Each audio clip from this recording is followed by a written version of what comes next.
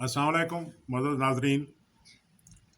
इस वक्त दुनिया में दो इलाके ऐसे हैं जिनकी वजह से उम्मत मुसलमा नहायत ही अज़ियतनाक सूरत हाल का सामना कर रही है, और वो दो इलाके हैं कश्मीर और फ़लस्तीन।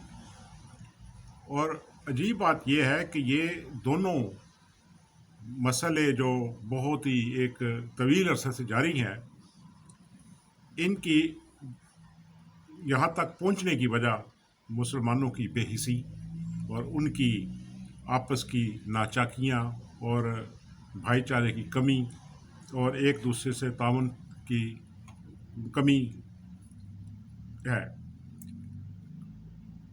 मसला कश्मीर बड़ी आसानी से हल हो जाता अगर सर मोहम्मद चौधरी मोहम्मद ज़फ़रुल्लाह ख़ान साहिब जैसा एक वज़ीर ख़ारजा अगर उम्मत मुसलमा को एक और नसीब हो जाता तो ये मसाइल बड़ी खुशअस्लूबी से बगैर किसी जंग व जदल के हल हो जाते।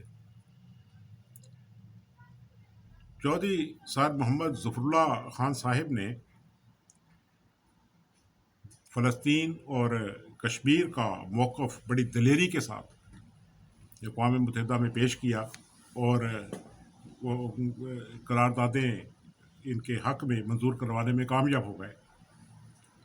इस वक्त इसके मिसाल के तौर पे पाकिस्तान का पहला मैं लेता हूँ कि पाकिस्तान ये तो कहता है कि मसला कश्मीर को अक़वाम मुत्तहिदा की करारदादों के मुताबिक हल किया जाए, मगर ये कोई नहीं बताता कि ये दो करारदादें मंजूर करवाने वाली हस्ती कौन थी।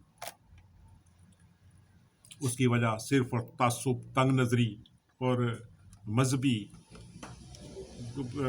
जुनूनियत है।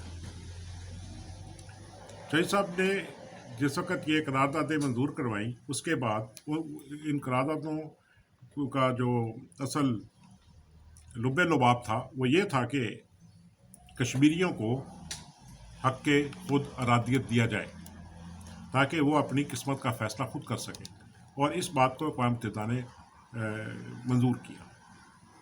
मगर हुआ क्या, तो ज़फ़रुल्लाह खान साहब के बाद हमारी जो खारजा पॉलिसी थी वो नहायत नाकस और बेहुदा, और उसके अंदर कोई भी ऐसी चीज़ नहीं थी कि वो दुनिया के क्या मसाइल हल करवाते, वो अपने मसाइल हल करने के भी काबिल नहीं रहे। इन्होंने शुरू से ही, क्योंकि इनको ये तकलीफ़ थी कि ये करारदाद जो हैं अक़वाम मुत्तहिदा मंजूर की गई हैं, इस पर चौधरी ज़फ़रुल्लाह खान साहब का हाथ था, इन्होंने अपनी मन मर्जी करते हुए हिंदुस्तान के साथ मुख्तलिफ मौक़े के ऊपर ये तय कर लिया कि बाहमी बातचीत से हम मसाइल को हल करेंगे। अब ये जो चीज़ थी कि बाहमी अपने मसाइल को हम बाहमी तौर पर मिलजुल कर टेबल पर हल करेंगे, ये UN अक़वाम मुत्तहिदा की करारदादों की नफ़ी थी। और इसी केस को लेकर अब हिंदुस्तान आगे बढ़ रहा है और किसी किस्म की भी सालसी या अक़वाम मुत्तहिदा की करारदादों को रत्ती भर भी हैसियत देने के लिए तैयार नहीं है। वो यही कहता है कि जब हम चाहेंगे बैठकर बात कर लेंगे, क्योंकि पाकिस्तान ने इसको तस्लीम किया हुआ है, और जिसकी वजह से कश्मीर की धरती लहू लुहान हो रही है, वहाँ पर किस्मतें लुट रही हैं, नौजवान अपनी ज़िंदगियों की बाजियाँ हार रहे हैं, और एक साल से वो इंतहाई अज़ियतनाक ज़िंदगी गुजारने पर मजबूर हैं।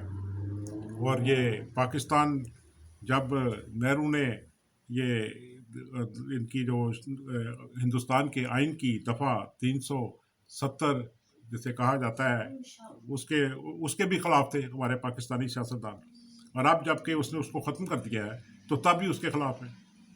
मसला ये है कि ये खुद ही नहीं चाहते कि कश्मीर का मसला किसी मंतकी अंजाम तक पहुँचे, और क्यों कर ये पहुँच जाएंगे, क्योंकि इसके साथ तो इन्होंने जहाद को ज़िंदा रखा हुआ है।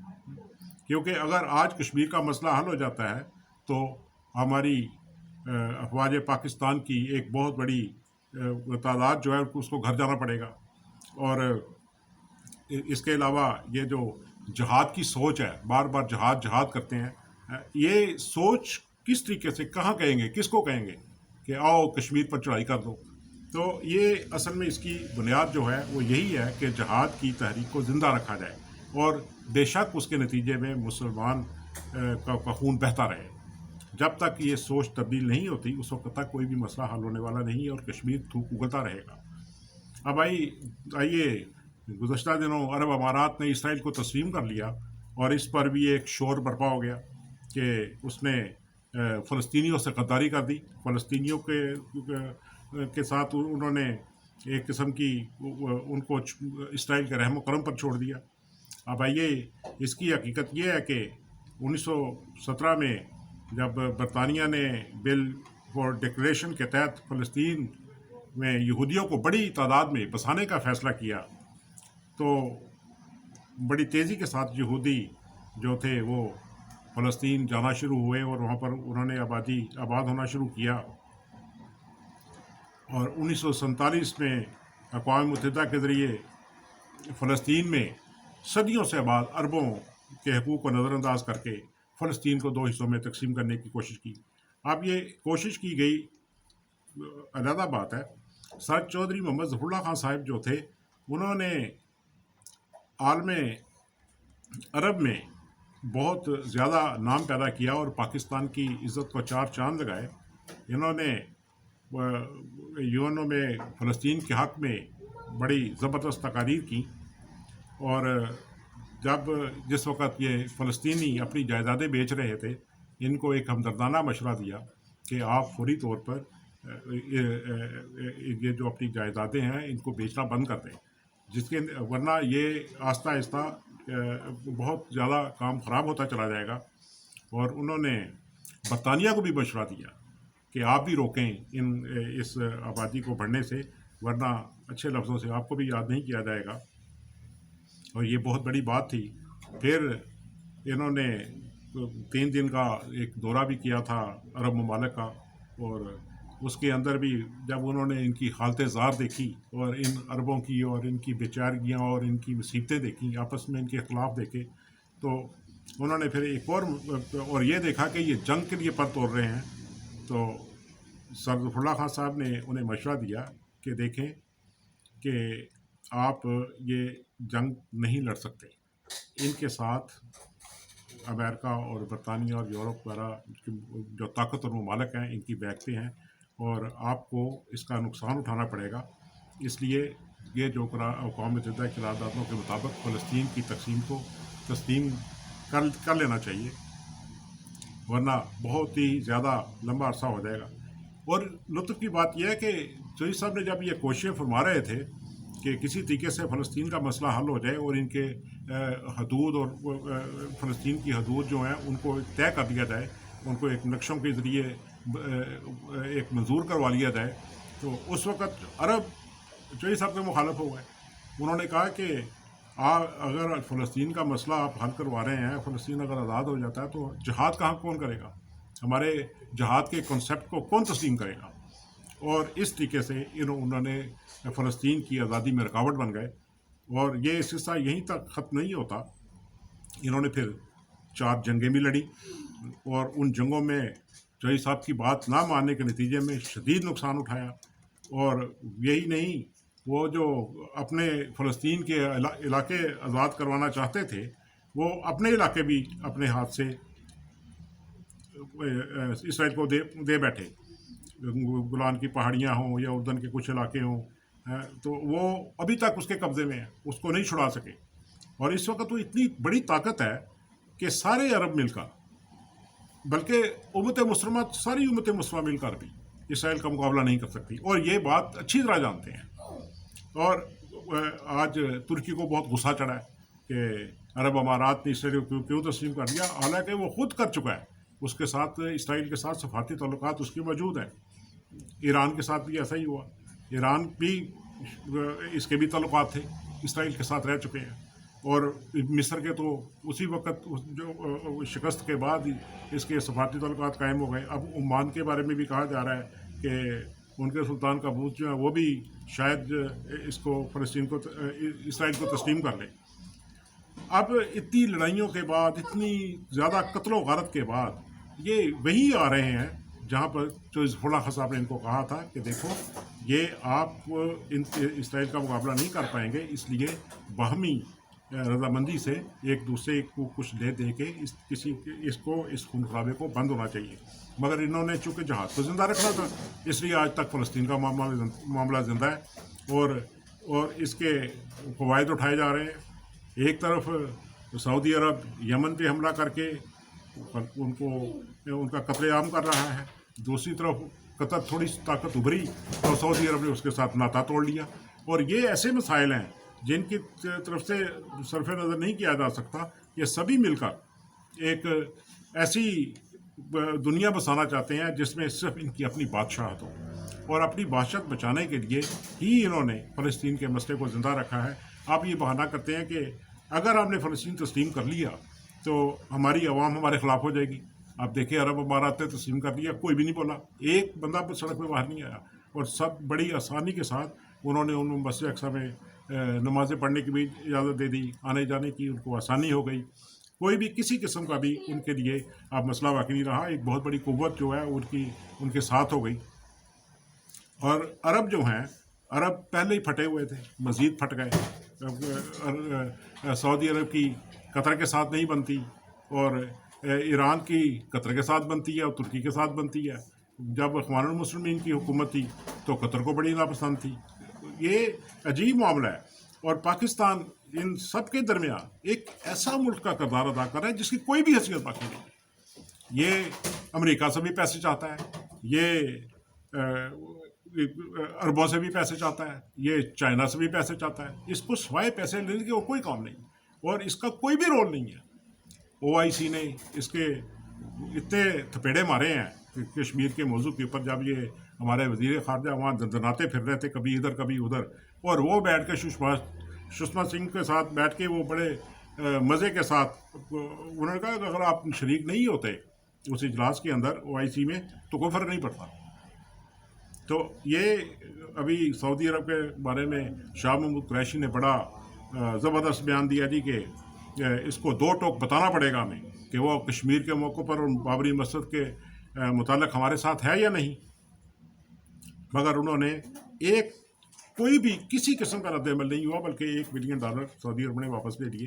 اور اس کے بعد انہوں کو پھر ایک طرف اسے کہہ رہے ہیں کہ ٹھیک ہے پیسے لے لو، دوسرے بھی ان قریب دے دیں گے، اور ساتھ درخواست کر رہے ہیں کہ ہمیں جو مفت کا تیل دے رہے ہو وہ ہمیں دیتے رہو. اور یہ عجیب معاملہ ہے. اب عرب امارات کا ان کو یہ مسئلہ نہیں ہے کہ عرب امارات نے اسرائیل کو تسلیم، ان کو تکلیف یہ ہے کہ کیا جو عرب امارات میں پاکستانی لیبر فورس ہے یا اس کی پولیس میں ہے یا اس کی ایئر فورسز میں ہے، ان کا کیا ہوگا؟ کیا ان کو برداشت کیا جائے گا؟ کیونکہ اسرائیل جو ہے وہ ان کے ساتھ ذات سی بات ہے کہ پاکستان نے اسرائیل کو تسلیم نہیں کیا، اور اس کے بارے میں بڑے نفرت انگیز خیالات رکھتا ہے. یہ فلسطینیوں کے ساتھ کوئی بھی مخلص نہیں، کشمیریوں کے ساتھ کوئی مخلص نہیں. میں نے جیسا کہ شروع میں بتایا، اگر ایک آدھ سر محمد چودھری ظفر اللہ خان صاحب جیسا ایک آدھ وزیر خارجہ امت مسلمہ میں پیدا ہوتا تو یہ مسائل حل ہو جاتے ہیں. آپ تصور تو کریں کہ چوہدری صاحب نے اپنے مختصر وزارت خارجہ کے دوران انہوں نے کشمیر فلسطین کے اوپر زبردست تقاریر کی اور اس موقف کو اجاگر کیا جسے تسلیم کیا گیا، اور اس کی وجہ سے پاکستان اور چوہدری صاحب کی عزت پوری عرب دنیا کے اندر اور کشمیریوں کے اندر نہایتی احترام والی بن گئی. پھر چوہدری ظفر اللہ صاحب نے لیبیا، شمالی آئرلینڈ، ایریٹریا، صومالیہ، سوڈان، تیونس، مراکش اور انڈونیشیا کی آزادی کے لیے کام کیا، اور بالآخر ان سب ممالک کو آزادی مل بھی گئی سوائے کشمیر اور فلسطین کی. اس کی وجہ یہ تھی کہ مسلمان ہی ان کے آڑے آ گئے اور ان کے سامنے دیوار بن گئے اور ان کو کام نہیں کرنے دیا گیا، ورنہ یہ مسائل بھی اب تک کب کے حل ہو چکے ہوتے. اور بھی تو بہت سارے مسائل حل ہوئے، آزادیاں مل گئیں ڈھیر سارے ملکوں کو.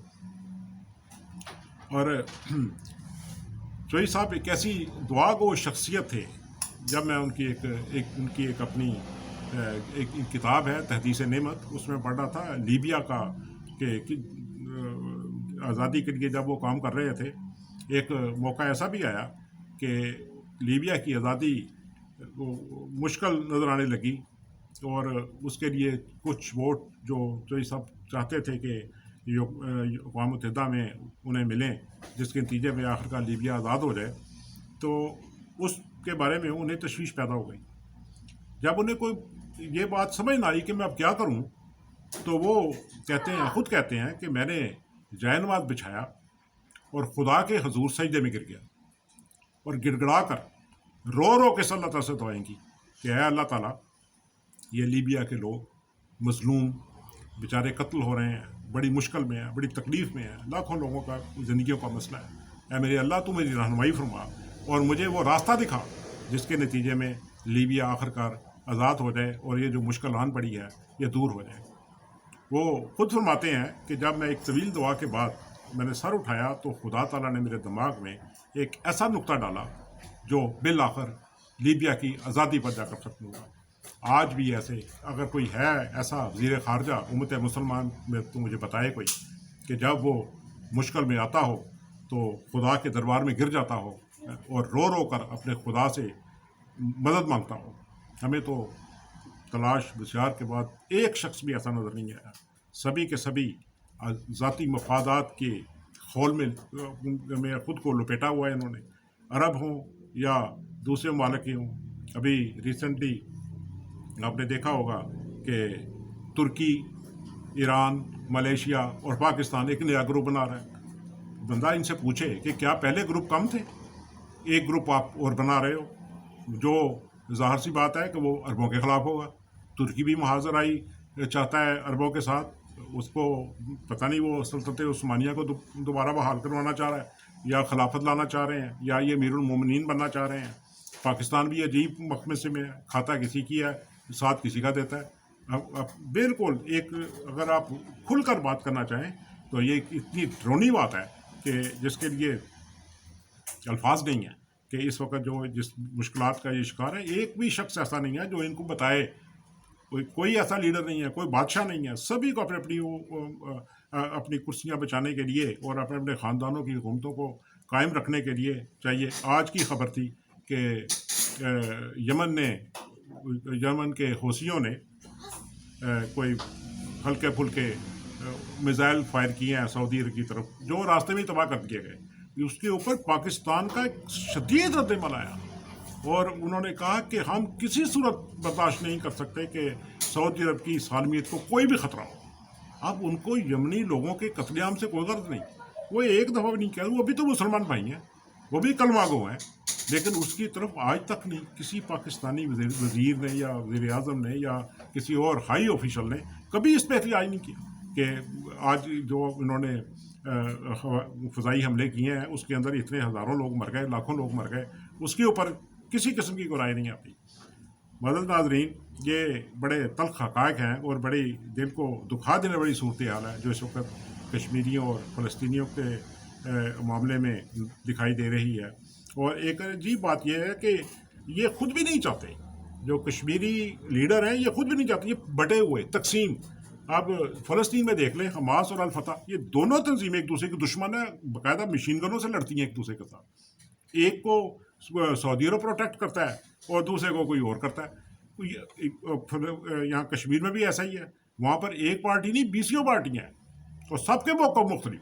اگر وہ ایک پلیٹ فارم نہیں ہے، ان کا ایک لیڈر نہیں ہے، یہ بدقسمتی کی انتہا ہے۔ یہ شور یہ تو مچاتے ہیں کہ امریکہ نے یہ کر دیا، برطانیہ نے وہ کر دیا، اپنی جو آپس کی صفیں ہیں اس کی طرف کسی کی نظر نہیں کہ کبھی کبھی ادھر بھی دیکھ لیں کہ ہماری اپنی حالت کیا ہے۔ ہماری حالت یہ ہے جی، ہماری پارلیمنٹ بڑے بڑے کام کرنے کی بجائے یہ کر رہی ہے کہ جہاں پر حضرت محمد مصطفیٰ صلی اللہ علیہ وآلہ وسلم کا نام ہے اس کے ساتھ خاتم النبیین لکھ دے۔ کیا اس کے ساتھ کیا ہوگا؟ اس کے ساتھ کیا اس کے ساتھ ہماری قوم کی جو 97% مسلمان ہیں پاکستان میں، کیا ان کی تقدیر بدل جائے گی؟ کیا وہ ایمان میں ترقی کرتے کرتے اولیاء اللہ تک پہنچ جائیں گے؟ وہ تو پہلے ہی اس قدر دردناک صورتحال میں ہے کہ آپ ان کو وہ سبق پڑھا رہے ہو، وہ چیزیں دکھا رہے ہو جو ان کے اعمال کو، ان کی کرپشن کو، ان کی دھوکے بازی کو، ان کے فراڈ، ان کے ملاوٹ، ان کی چوری کو وہ بات کریں جو ان چیزوں کو روکے۔ وہ بد اخلاقی میں اعلیٰ نمبر 1، پورنو فلمیں دیکھنے نمبر 1، بدماشیوں میں نمبر 1، چوری میں، کرپشن میں نمبر 1۔ یہ تو کوئی کیٹیگری نہیں ہے کہ آپ وہاں پر اسلام کرتے رہیں، اور جب اندر کسی انسان کے اندر یا لیڈر کے اندر اسلام ڈھونڈنے کی کوشش کی جائے تو وہاں پر زیرو نظر آئے، کچھ بھی نظر نہ آئے، وہ عام انسان بھی نظر نہ آئے۔ تو اسی کے ساتھ معزز ناظرین، میں اجازت چاہتا ہوں اس دعا کے ساتھ کہ اللہ تعالیٰ ہماری امت کو اپنے حفظ و امان میں رکھے، اور امت مسلمہ کو ہدایت دے، صراط مستقیم عطا کرے، ان کو وہ لیڈر عطا کرے جن کے نتیجے میں یہ اپنا ایک اچھا مقام، ایک بڑا مقام دنیا میں حاصل کر سکے اور اپنا رول ادا کر سکے۔ اور اسی کے ساتھ معزز ناظرین، اللہ آپ سے اجازت چاہتا ہوں۔ اللہ آپ کا حامی و ناصر ہو۔ اللہ حافظ۔